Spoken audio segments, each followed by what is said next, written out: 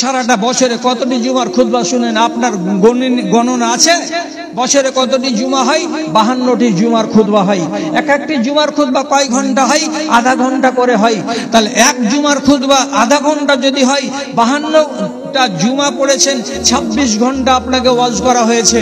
তারপরেও 26 ঘন্টা ওয়াজ শুনেছেন, শোনার পরে কয়টা আমার বাপতুলো লোকেরা তামুক খাওয়া ছেড়েছে? কয়টা আমার যুবক ভাইয়েরা খৈনি খাওয়া ছেড়েছে? কয়টা আমার সমাজের ব্রাদারেরা, নতুন যুবকেরা, নতুন নসলেরা এরা তিরঙ্গার গুটখা থেকে মুখ ফিরিয়েছে?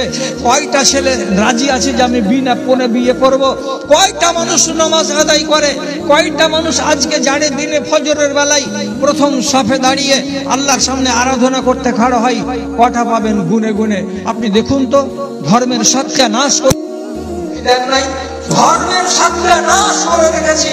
আল্লাহর কসম খেয়ে বলছি, মুর্শিদাবাদের এমন একটা মাদ্রাসার জালসা হলো মোটামুটি 20 থেকে 22 দিন আগে, তাতে কড়া ভাষায় তারা লিখেছিল কোনো দোকান বসতে দেওয়া হবে না।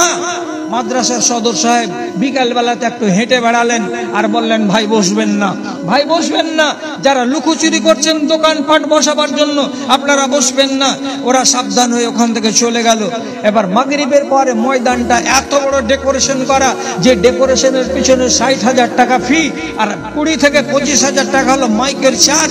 এতটি টাকা দিয়ে প্যান্ডেল সাজানো আছে। মাগরিবের পর থেকে দেখছি খ্যান খ্যান করছে মাঠ, একটা লোক নেই। এসার টাইম হয়ে গেল, একটা লোক নাই। গ্রামের লোক থেকে মাইকিং করে বলা হচ্ছে, আপনারা আসুন, আপনারা আসুন, আপনারা আসুন, আমাদের বক্তারা সব তৈয়ার আছেন ওয়াজ করার জন্য, আপনারা আসুন। রাত্রে 8:30 হয়ে যাচ্ছে, একটাও লোক নেই। শেষে গ্রামের যারা মাতব্বর, যাদের গায়ের চামড়া মোটা, তারা এসে মাওলানাকে দিল ধোলাই। নাম বলবো না আমি, যদি ঝুঠা কথা বলি তাহলে আপনাকে জায়গার নাম পার্সোনালি বলে দেব, দেখে আসবেন যে মাওলানা চাকরি ছেড়ে চলে এসেছেন না আসেন না, আমি মিথ্যা বললাম নাকি। উনাকে দিল রাতের বেলায় ধোলাই। শালা তোকে কে অনুমতি দিল যে তুই দোকান বসতে দিবি না?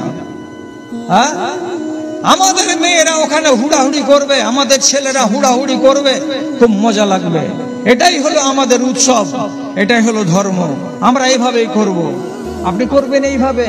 1000 বার আপনাকে বলা হয়েছে এভাবে বেটি ছেলেকে নিয়ে বরযাত্রী যাবেন না। আপনার বেটার বিয়েতে যদি 25টা যুবতী নারী বরযাত্রী না যায়, তখন আপনি বলবেন দুনিয়ার লোকের বেলা গেল আর আমার বেটার বেলাতে মুলবিরা কানুন ঝাড়তে শুরু করলো। মানিস না বে এগুলা কথা, যা যেমন করে যাওয়ার আছে তেমন করে চল। আপনি রাসূলুল্লাহর হাদিসকে মানতে রাজি নন, তাহলে কোন জায়গাতে আপনি বাস করছেন? কোথায় আপনি আছেন আর কোথায় আমি আছি?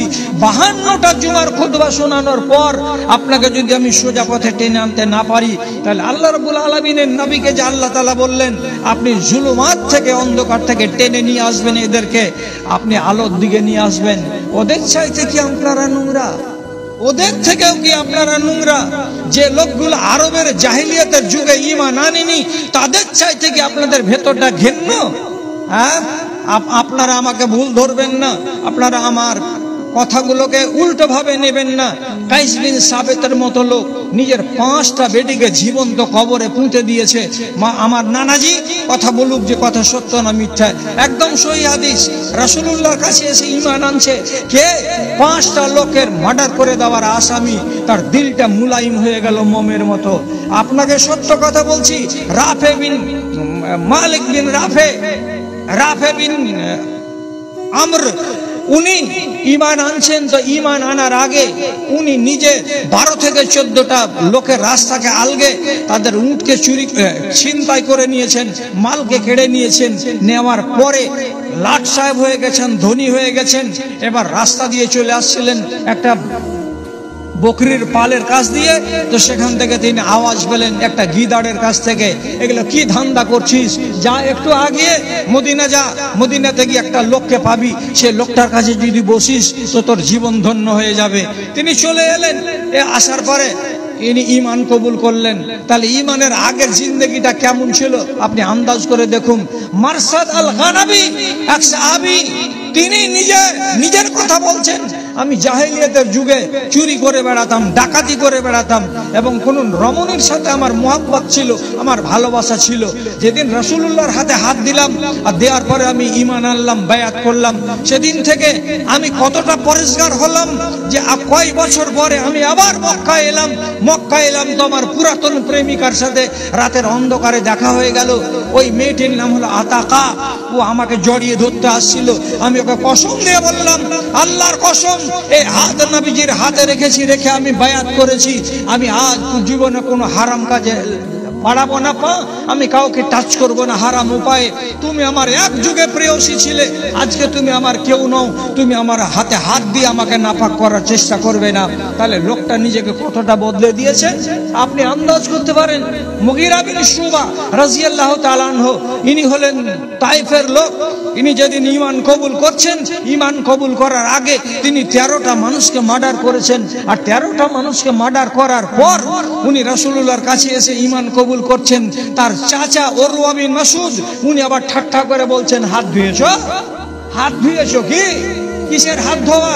তুমি যে 13 জন লোককে মার্ডার করেছো, আর 13 জন লোককে মার্ডার করার পরে তাদের মালকে লুটে নিয়ে বাড়িতে ভরে রেখেছো, আর আজকে তুমি নবীর হাতে হাত দিয়ে বয়াত করেছো। রাসূলুল্লাহ বললেন, ইসলাম কবুল করার আগে যতগুলো গুনাহ থাকে ইসলাম মুছে দেয়। আমি আগেকার গুলোর দায় নিচ্ছি না। এরপরে যদি মুগীরা বিন শুবা কোন অন্যায় কাজ করে তো তার জন্য আমি দায় গ্রহণ করছি। এরপর থেকে মুগীরা বিন শুবা অন্যায় কাজে যাবে না। তাহলে আপনাকে কি বললাম, এই লোকগুলো যেগুলো যেগুলো যেগুলো যেগুলো অন্যায় জড়িত ছিল, সে সমস্ত অন্যায় থেকে তারা নিজেদেরকে সমূলে ওখান থেকে উঠিয়ে নিয়ে চলে আসলো, তাদের জিন্দেগিতে চলে আসলো আল্লাহর রহমত এবং তারা হয়ে গেল মুমিনিন। আপনাদের ব্যবহারগুলো দেখে মনে হচ্ছে আপনারা আবার ফিরে যাচ্ছেন ওই আদিমের দিকে। কোন আদিমের দিকে? যেই জাহেলিয়াতের কথা আল্লাহ রাব্বুল আলামিন পরিষ্কার কোরআন মাজিদে বলেছেন, ওয়া কুনতুম আলা শাফা হুফরাতিন মিনান নার ফাআনকাযাকুম মিনহা। আর তোমরা সবাই জাহান্নামের দোরগোড়াতে দাঁড়িয়েছিলে, আর একটু দেরি হতে গেলে তোমরা ঝাঁকে ঝাঁকে লোক জাহান্নামে পড়ে যেতে, জাহান্নামে জ্বলে যেতে।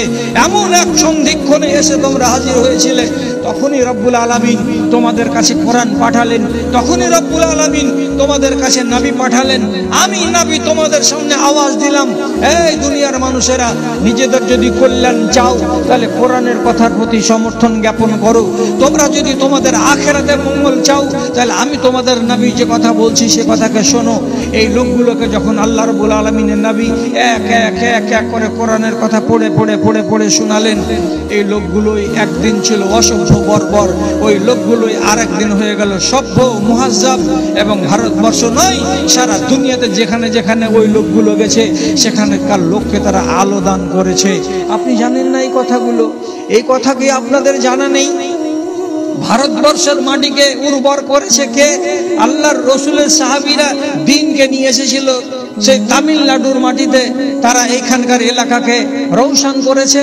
এমন সাহাবীর নাম আছে যারা চীনের সিনকিয়াং প্রদেশ পর্যন্ত এসেছিল দ্বীনকে নিয়ে, তারা সেই এলাকাকে উর্বর করেছে। আল্লাহ পাকের নবীর সাহাবীরা এমন কেউ আছে যে রুমের উপরে চারিদিকে সমুদ্র, মাঝখানে দ্বীপ, সাইপ্রাস দ্বীপে, ওখানে চলে গেছিলেন আল্লাহর দ্বীনকে নিয়ে। ওখানকার লোককে ঈমান দান করে এসেছেন। রাসূল করিম সাল্লাল্লাহু আলাইহি সাল্লামের একগুলো সাহাবা ওনারা চলে গেছিলেন আফ্রিকা মহাদেশের মরক্কোর এলাকায়। সেখানে গিয়ে আল্লাহর দ্বীনকে পৌঁছে দিয়ে তারা সেখানকার মানুষকে ভদ্র এবং সভ্য বানিয়ে দিয়েছে। তাহলে আমরা যাদের দৌলতে দ্বীন পেয়েছি এবং আমরা নিজেদেরকে এতদিন ঈমানদার করে রাখলাম, এখন মনে হচ্ছে কিয়ামত অতি আসন্ন, যার কারণে এখন আমরা ওয়াজকে ওয়াজ মনে করি না, নসিহতকে নসিহত মনে করি না। আর হাজার জন আলেম বকে যেতে গেল, আমাদের যেমন চরিত্র সেই চরিত্র অনুযায়ী বলতে পারা যায় যে আল্লাহ রাব্বুল আলামিন খুব বেশি দেরি করবেন না কিয়ামত সংঘটিত করতে। ভাইরা